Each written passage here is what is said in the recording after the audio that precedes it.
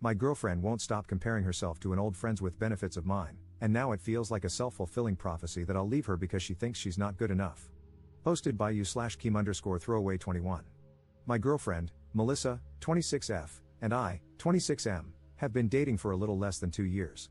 It's been an amazing relationship, admittedly my only one, but I am really happy with her.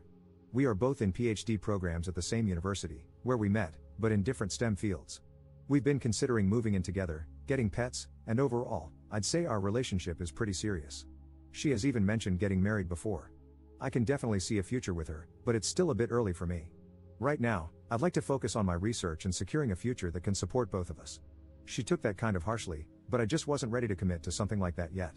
That was the only bump we've had until Natalia entered the picture again. Some background info: Natalia and I went to the same college for undergrad. She studies the same branch of biology that my current girlfriend studies and is a year younger than I am. We were in the same science-related clubs and a professional fraternity together and quickly became very close friends, as Natalia and I had extremely similar personalities and interests. We spent weekends together and were each other's dates to all formal events, but we never dated, even though we both liked each other and slept together. We were just too scared to ask the other what they wanted. It sounds silly and immature, but that's just what happened. We were essentially friends with benefits for 2 years, but we always knew that we had very different plans for the immediate future. I was graduating before her, and she was going to move to another country to work and do research before coming back to the States for her PhD. It was kind of an unspoken recognition that when I graduated, we were going to go our separate ways, but we always joked that maybe we would run into each other again since we had the same dream school for grad school. We tried to remain in contact when I left, but it was just too hard on both of us. We missed each other but were busy with our own lives, and eventually, we stopped talking. No hard feelings, it happens. We moved on. That was almost 5 years ago. Before Melissa, I used to wonder if Natalia and I could have made it together, but now that I have a girlfriend, that hasn't popped into my head at all. I am happy now, or at least I was. Last year, Natalia was accepted into the PhD program at my university. It's the same dream school we talked about years ago. I didn't know this until a little over half a year ago. One day, my girlfriend came over because she was really upset. I will spare most of the details, but basically, a professor in her department had told her that he had room for one more grad student to join him on one of his research trips to South America the following summer. My girlfriend really thought he was going to pick her because they had a pretty good relationship, but he had met with her and told her that there was a new grad student who already had experience with this particular species, worked with the South American university he was collaborating with, and spoke Spanish. She was denied the position, and I tried to explain to her that some people just have different expertise. Over the next month, she would tell me more and more about this new grad student, how everyone who met her practically fell in love with her or found her extremely interesting, how she was super cool, how people fawned over her, etc. It made my girlfriend extremely sad because she has always had issues with insecurity and feeling like she has to try extra hard for people to think she's worth anything. I tried to tell my girlfriend that she is great at what she does and to stop comparing herself to other people because it just makes her upset, but she said, "No op. You haven't seen her yet. She's extremely smart, she's been all over the world, she's a literal 10. Natalia is utter perfection." I kind of froze at that moment because somehow I immediately knew this was my friend. I kept trying to tell my girlfriend all the ways I admired her, but I realized it wasn't helping, so all I would do was listen to her and be someone she could vent to. I admit I was curious, but I didn't want to complicate things for Melissa, so I didn't try to contact Natalia or find out if it was even her. A few weeks later, however, I ran into her at a cafe on campus. It was really great to see her again. We sat together for about an hour and a half, just catching up with one another. I told her about my research, and she told me about hers. She had accomplished so much for herself in the few years since I had seen her last, and I was so happy for her. I told her I had a girlfriend who was in the same department as she was, and she asked if we could all hang out sometime since she was still new to the town. Natalia seemed really excited and not at all disappointed. We exchanged numbers and parted ways. It felt evident to me that we had moved on. Whatever romantic feelings we had for each other were purely platonic now. We were both doing very well and genuinely happy. That night, I told my girlfriend that I ran into Natalia and she was actually a really good friend of mine from college. I knew my girlfriend felt really insecure at work and in the lab, and I did not want her to feel threatened within our relationship. I suggested we all have lunch sometime so she could meet her because I actually thought they could get along. My girlfriend was kind of taken aback and immediately started asking me if I ever liked Natalia, if she was my ex, and if we dated. I said no, we never dated, we were only friends, but I did like her a lot. I reminded her that this was 4 years ago and that I have not thought about her at all since I started dating her. My girlfriend left the house for the night because she said she was really stressed and didn't want to think about it right now. I felt like I had done something wrong and decided I wouldn't mention Natalia again. Ever since that night, my girlfriend would ask me really strange questions, like if I thought she was smart enough. Of course, I think she's smart. The university we are at is one of the best in the nation. She then said, "Well, you and Natalia went to XY Ivy League University for undergrad, and I went to XY State University, so she's clearly beat me both times." I was appalled and told her there is no competition. I am with you. It doesn't matter where you went to undergrad, look at where you are now. She just wouldn't stop talking about how much more experience Natalia has and how much better her resume probably looks. She would ask me this multiple times, and it really upsets me to see how much she works herself up over these things. What's worse is when she compares her looks to Natalia's. Lately, Melissa will not stop complaining about how pale she is, how easily she sunburns, how short her hair is, how nothing fits her well. She says, "I wonder how Natalia stays so skinny. I wish I was mixed like Natalia. Natalia is so exotic looking. I always tell her how beautiful she looks and how attractive I find her. Melissa is beautiful. I love everything about her, even though she doesn't. I would never say this to Melissa, it's even difficult to write, even though Melissa has said it to me, but Natalia is definitely a more conventionally attractive woman in terms of arbitrary societal beauty standards. But that doesn't matter to me. I don't love my girlfriend just because of her looks, but it's so difficult to convince someone that you find them attractive when they want to jump out of their own skin. I have caught Melissa stalking Natalia's Facebook profile, Instagram, and lab page. It's ridiculous. I can't understand why she does it when it gets her so upset. Melissa isn't fat at all, but lately, she has been rejecting me when I try to initiate bedroom intimacy because she feels fat or not attractive enough, and I think this is due to the aforementioned insecurities. I try to talk her through them, but it always ends with the same conclusion, and she says, "I'm sorry, I'm not good enough. I only talk to Natalia in the cafe. We have lunch together maybe twice a week, but we never plan it. I have always eaten lunch at the same time in the same place, and Natalia will come in every few days. When she does, we sit together for about an hour and talk.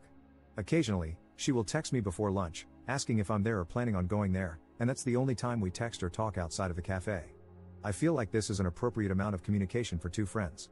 I feel bad for never being able to hang out with her, but I know it would upset Melissa. There have been a few times when Melissa has joined me in the cafe, and Natalia has sat with us. Honestly, Melissa is straight up rude to her. At first, I think she tried to be nice but just got too upset. She either remains silent or responds with really short, cold answers. It makes me really sad because I know Melissa is struggling with insecurities, but Natalia is a really good friend of mine who has only been nice to me. She has invited me and Melissa out numerous times, and each time Melissa declines. I once told her I was going to attend a comedy show with Natalia. It was a comedian I once took Natalia to see in college, and Melissa broke down, so I decided I would never go anywhere with Natalia unless Melissa was there too. Some of you might say, why don't you just stop talking to Natalia? Is she more important than your relationship with Melissa? I don't really know what to do. I see Natalia for 2 hours a week, and we don't hang out or even talk outside of that. I have given Melissa no reason to think I am cheating or being unfaithful. Natalia has only ever been a good friend to me, and I shouldn't have to cut her out of my life when she already plays such a little role. It feels kind of unfair to me because honestly, sometimes I wish I could see Natalia more because she's a really wonderful, interesting person, but Melissa is definitely a priority in my life, so I have kept our friendship very casual and minimal. I think there is a bigger problem in that Melissa is not the same person I entered a relationship with. She's sad, always stressed, and much more cranky and snappy with me. Her insecurities make her shy away and retreat into herself, so it feels like I can never reach her anymore. She has been denying me bedroom intimacy and complaining about how she isn't good enough for me, and it has honestly been pushing me away from her. I find that I no longer want to deal with her insecurities and constantly validating that I love her. I have suggested therapy before because I think the real problem is not Natalia but Melissa's underlying insecurities. This is not normal, and it causes her so much unnecessary stress. Melissa always says, "Okay, I will think about it," and when I bring it up again, she gets really defensive, asking me why I think something is wrong with her. I don't. I just think a professional would be able to help her work through her own thoughts better so that she can accept herself more because clearly, what I am saying to her doesn't get through. It's hard to see her so unhappy. Edit. Because someone asked, I should have clarified that I also told Melissa that Natalia and I had slept with each other in college. I didn't hide that from her. I can see why that would upset her, but I really tried to stress how long ago it was and how happy I am with Melissa now. The past does not affect anything about how I feel now. Update 3 weeks later. Alright, so I posted here a few weeks ago concerning my girlfriend, Melissa, and my ex-friends with benefits from college, Natalia. The gist of the story was that Melissa kept comparing herself to Natalia, who is a grad student in her field of biology and someone she feels is basically the epitome of perfection. It got to the point where Melissa would spend hours staring at pictures of Natalia, and every time I tried to be intimate with her, she would shut me down, saying she wasn't good enough. I got a lot of criticism in the last post because Natalia and I ate lunch together a few times a week, but as many commenters suggested, I now eat at a different place and no longer see Natalia. I think Natalia took the hint, and we haven't spoken since I posted that. Anyway, I'm posting now because I feel Melissa's obsession with Natalia hasn't gotten any better, and she did something that I'm not sure I can forgive. When I graduated from college, my mom made me a photo album of pictures of me and my friends doing all the typical things college students do. It means a lot to me because I rarely see my old friends, and, unfortunately, one of them passed away. These photos are cherished memories for me. Yesterday afternoon, I received a Facebook message from my late friend Dan's mother. She asked if I had any pictures of Dan from our fraternity events. We were in the same professional fraternity. I told her I did and that I would scan and send them to her. When I looked through my album, I was shocked to find that a few pictures in which Natalia appeared had been cut. Some were just of me and her, while others were group photos. After flipping through a few more pages, I found one that broke my heart. It was a picture of Natalia, Dan, and a few other friends during one of our fraternity formals. I kept searching through the album and found that about 12 pictures had been cut, 3 of which included Dan. It felt like I had swallowed a pound of rocks, and I was honestly just so angry. I knew it had to be Melissa because I would never have done this. I sent the uncut pictures to Dan's mom and texted Melissa, asking if she was still on campus so we could meet. When I saw her, I asked why she had cut my photos. She played dumb, saying, "What are you talking about?" but her expression gave her away. I was furious. I told her it was extremely disrespectful and that she had no right to destroy them. I explained that some of the pictures she had cut were of my late friend, and now those memories were ruined. She immediately started crying and apologizing, saying she didn't know what came over her. She even said she still had the pictures of Natalia and could put them back together. I felt like I was going to explode, so I just excused myself and left. Melissa has been blowing up my phone, but I haven't read any of the messages or listened to the voicemails. I feel so drained. I know I got a lot of criticism on my last post, and some of you may think I had this coming. I can't convince you of how hard I've tried to make Melissa feel like she's the only girl I want to be with. No matter how many times she's asked if she's pretty, if I find her attractive, or if I think she's smart, I always tell her how amazing she is, but it's never enough. Maybe I should never have spoken to Natalia when I found out she was attending the same university as me, but I don't think that gives my girlfriend the right to destroy my property. The album has literally sat on my shelf for years. It's not like I look at it every day or fawn over my ex. I've never even shown it to Melissa, so she must have been snooping through my belongings. Honestly, I wouldn't even care about that if she hadn't destroyed pictures of my dead friend out of petty jealousy. I just feel exhausted.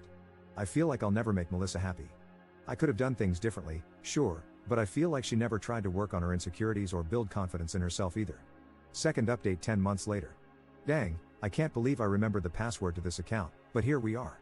This time, it's not really about me, but I thought it would be most appropriate to post on my account since it's related to my ex-girlfriend, Melissa, whom I've posted about twice before.